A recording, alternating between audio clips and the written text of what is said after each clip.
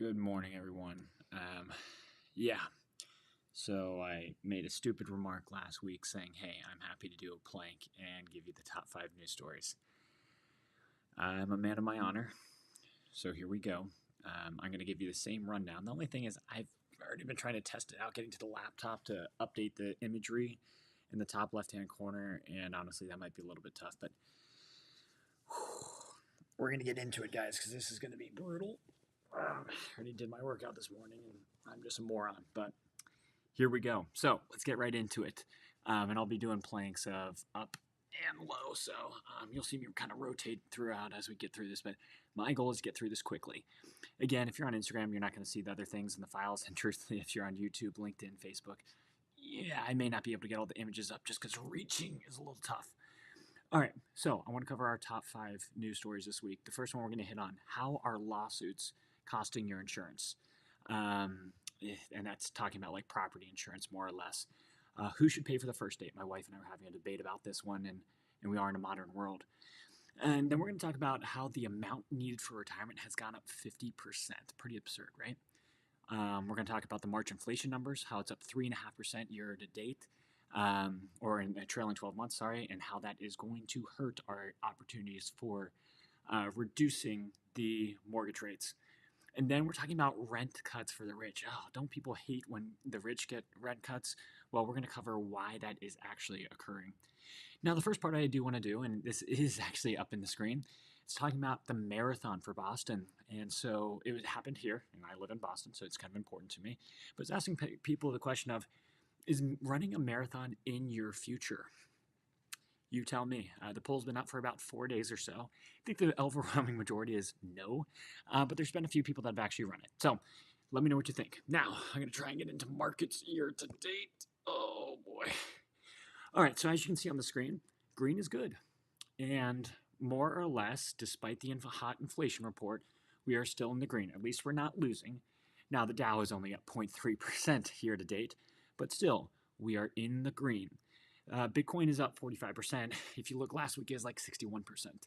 The only thing in the red, our 30-year mortgage. So now it's sitting at 6.88. And that's because of that hot inflation report. Oh, all right, guys. So I'm putting up now on the screen our very first news story. And that very first news story is, how does lawsuits drive up the cost of insurance? And yeah, again, if you're watching on Instagram, you're not going to see this. But on YouTube, you'll see these signs all the time when you're driving. I guarantee you, lawyers endlessly advertise on billboards. It's a great place while people are sitting there, right? So the other day, I was talking with a friend who's just like, I don't get it. We were paying $220,000 in premium for roughly 150-unit multifamily deal. We just renewed. We're at $160,000. How do we get a 27% reduction? Well, the positive side is insurance has cycles just like any other business sector. And that means competition will come in, competition will exit. And as a result of that, you will have different people trying to attract different groups. So with that new level of competition, premiums could come down. Now, on the negative side, we will also see decreases, less likely decrease in insurance premiums when you have situations like, well, gosh, this is tough. Inflation, natural disasters. We've been having a lot of those. But this latest one is lawsuits, and that's called social inflation or ballooning legal costs. A lot of people believe that this is occurring because, well, we're in a very litigious society, and that there could be some people trying to manipulate the legal system for money. So, which way do you think insurance will actually go in your market? Do you think it's actually going to go down, like my friend down in Florida, or do you think it's going to go up, like a lot of places I know? So that is the first part of our story. So let's get into the next one. And yeah, I'm not going to lie, guys, talking and holding this, absolutely brutal. But let's get into who should pay for the first date. My wife and I were legitimately talking about this the other day while we're driving in the car. So Siri is definitely listening to me because then this article popped up of, oh yeah, you should probably read this. And so we know the society overall has modernized. And that begs the question of, on the first date, who pays for it? Well, overwhelming majority still say that 72% of men should be the ones that pay for the first date. But there's also about 68% of adults that stress about the idea of actually having to pay for that first date because money is thin, especially in Gen Z and millennials generation. And so while society has changed tremendously, if you're a guy watching this video or reading my newsletters, pay for that first date. Most likely, you were the one that asked them on the date in the first place, so you should be paying for it. All right. Story 3. This is brutal. Oh, boy. Oh, man, come on. Okay, retirement. Man. The amount needed to retire has gone up 50%. Again, I've got a graph up on the screen if you're watching on YouTube, Facebook, LinkedIn, Twitter, etc. If you're on Instagram, sorry, you just get to see me suffer. But overwhelming majority, it's about 2/3 of people are not on track for retirement. Only a third are. That's scary. The bigger thing that's scary, the assumed amount needed in retirement has gone up 50% just since 2020. That means people are now thinking the magic number is $1.5 million. That's up from $950,000 just in 2020. Here's the other startling stat. Adults, on average, only have about $89,000 saved towards retirement. That is very scary. So if you're in that position, gosh, reach out to me. I'm happy to try and help you. There's plenty of other groups out there, financial advisors. They'll all recommend that savings rate, along with appropriate asset allocation, is very important. Fidelity's got a great report, and I can share it later when I'm not suffering. Fidelity's got a great report that says your salary by age 30 is what you should save. Then you should increase what your salary is 2x by age 35, 3 times by 40, and that continues in that trajectory until you have about 10 to 13 times your average annual salary by the age of 67 when you're potentially going to retire. They also recommend having a savings rate of about 15%. So this begs the question, are you on track for your retirement? Oh boy, all right. Story 3 done. Story 4 is coming up. Oh boy. I cannot believe I agreed to this. Oh man, inflation. Yeah, if you guys are looking at that chart, it's not good. Economists and everybody around the country that's following the market, gasped when they saw that the CPI for March was not good. It was 3.5% year over year. That rose about 0.4% month over month from February.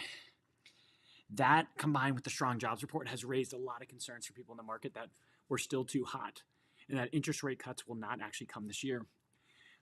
Primary reasons for why the inflation is so high, you got gas, rent, mortgage, energy prices. Those were the primary culprits for the higher inflation. So the Fed's probably going to delay their rate cuts in 2024 if we have any at all now. And there's also additional stance for them to evaluate whether 3% is the new number for inflation or if it's still 2%, which has always been their historical target. So, if you're in the real estate sector, you're going to be facing a lot of challenges from sustained high rates, adjusting asset values, and there could be new investment opportunities as well. So that's the inflation piece. All right, guys. Sorry, I know I have to move around a bit here, but again, talking while doing this is not fun, and we'll try to get this on. Ooh, that's a cool image of a really nice looking place, right?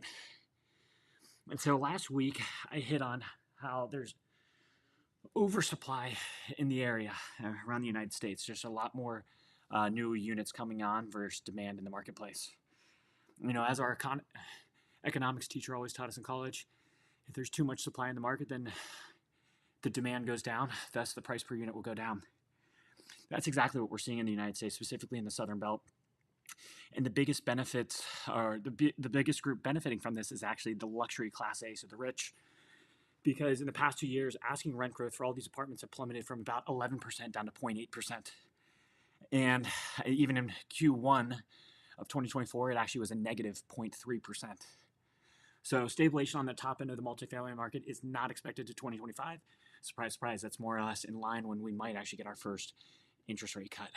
So things just keep on getting better for the rich, right?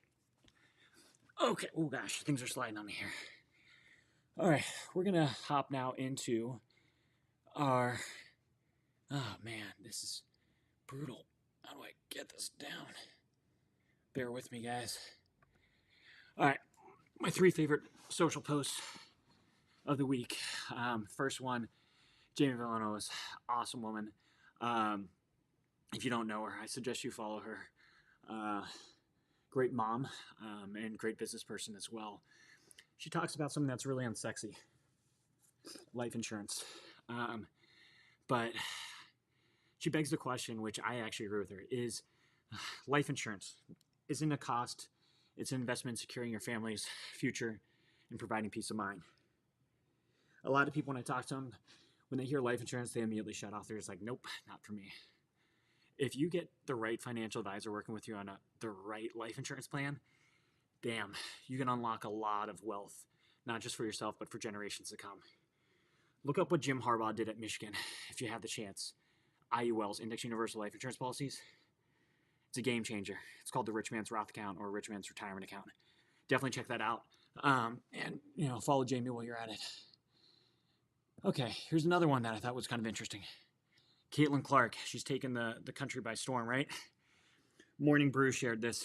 They're just like, the annual salary needed to afford a medium-priced home in the U.S. is about $115,000, and yet Caitlin Clark's rookie contract can't cover that. Caitlin Clark, the person that with NIL money was making about $3.7 million a year last year. The starting salary in the WNBA is about $76,000. Now, don't worry about Caitlin Clark. She's got a $20 million shoe deal with Nike, so she's going to be just fine. But that just kind of shows the discrepancy here in America on salaries versus what is actually needed to live. All right, so Caitlin Clark, I look forward to watching you. You are a beast. All right, the final one. Oh, wow, this ties nicely with what I'm doing right here because it's talking about exercise. And this is more so for all the parents out there that are trying to be good role models for their kids. As it shows in the horizontal view of this, research has shown that there's a direct correlation in physical activity levels between parents and their kids. And so kids with 2 active parents are 6x more likely to be active than their peers with reduced symptoms of anxiety or depression. That's pretty cool. So if you're a parent and you're not motivated to exercise for yourself, exercise for your kid because you never know who's watching you. Crew, you're probably watching this at some point. Hopefully I'm not waking you up as I'm screaming through this. Whew. All right. We're going to get into a tradition unlike any other. So last Sunday, I wrote my blog on the Masters and why did I do that? Well, I like watching golf. I particularly like watching the majors. And, Scotty Scheffler won his 2nd green jacket in 2 years. That's pretty impressive. Tiger was kind of the last person to do that. Actually, I think Bubba Watson did too, but he's a flash in the pan. And so as we were wrapping up the Masters, and listening to the smooth talking Jim Nance talking about a tradition unlike any other, I started writing about what golf can teach us in life. And the 5 challenges if you haven't golfed before, I'll just tell you right now, the main challenges in golf is being precise and consistent. You're hitting a ball like 400 yards down a fairway. You need to be pretty consistent on where that's going so you're not in the trees. It's a mental game. It's all in the head. Man, if it's for anybody that's played it, you know it. There's a lot of complexity of techniques. If you're in a bunker, or you got to clear some water, or you just have wind conditions, fast greens, that's where you have to be able to adjust your stroke and your approach. Same, and it kind of ties nicely with course management. Studying the course, understanding where things are going so that you don't get yourself in the hazard or out of bounds, etc. And then just variable conditions. When I play basketball, is indoors. Soccer was not indoors, but golf, you're playing wind, rain, shine, all of that. So you have to be able to adjust for it. Now, that's why golf is tough, but what are the life lessons that golf can actually teach us? So whether you're a first-time golfer or a never golfer, here's kind of the 7 things that I thought golf can teach for us. First is patience. Just like I'm patiently trying to get through this damn hold. So patience, golf requires patience as improvement often comes gradually over time. You have to be You have to wait. You have to just keep working on it. You have to stay consistent. Challenges are going to be evident, but it's essential for both you on and off the course. The next one is resilience. Golfers face adversity during every round. If you have a bad shot that goes in the water, costing you a penalty stroke, or just an unfavorable lie or bad weather conditions like we already touched on, you have to learn to bounce back from those setbacks and maintain composure and stay focused on the task at hand. That's crucial for success in life and also on the course. Oh man, the next one is focus and concentration. Kind of like what I'm going through right now as I get through this. And so with focus and concentration, golf demands a ton of focus. You can't be thinking about that last shot. You have to be thinking of the next shot.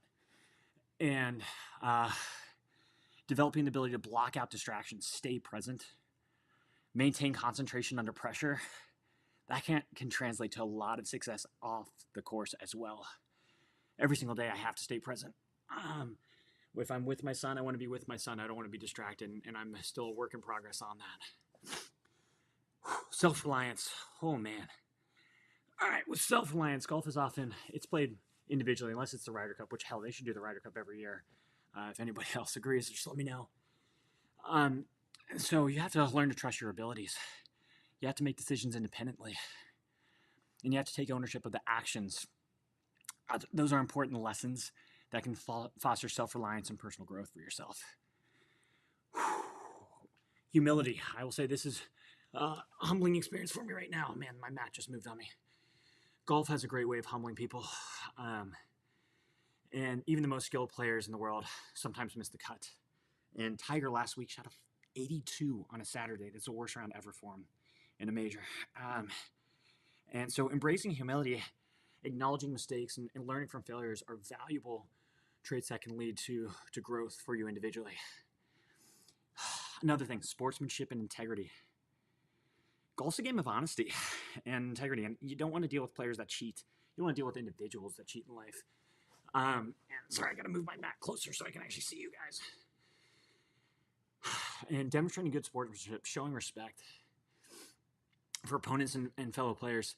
I mean, that's what's important in business as well. Respecting the people that you're working with, respecting the people you're buying from or selling to, etc. And finally, it's adaptability. Just like I'm going to adapt by going to a lower plank to cover this last one. You got to be able to adapt to the variety of conditions out there, including changes in weather, lies on the course, your own performance, and learning to adapt to those unexpected circumstances. Adjust your strategy on the fly, like you build the plane as you fly it when you're golfing. That's a lot like life as well. Adjusting to the challenges in front of you and learning how to build that plane. So, overall, golf offers a ton of great lessons for you. Hopefully you already are a golfer and agree with me on this, on how this can really contribute to your personal growth, success, and fulfillment. Now, let's wrap this up with my dad jokes. 3 dad jokes for golf. Dear God, this is almost over. So, an interesting thing about golf is that no matter how badly you play, it's always possible to get worse. Oh, damn, that's true. Another good joke. I play in the low 80s. If it's any hotter than that, I won't play. And then finally, golf. A 5-mile walk punctuated with disappointments. Well, hopefully this plank didn't disappoint you guys. I am at the end of it for today. Come back another time. Take care of yourself. I don't know if I really want to do this one again. See ya. Take care.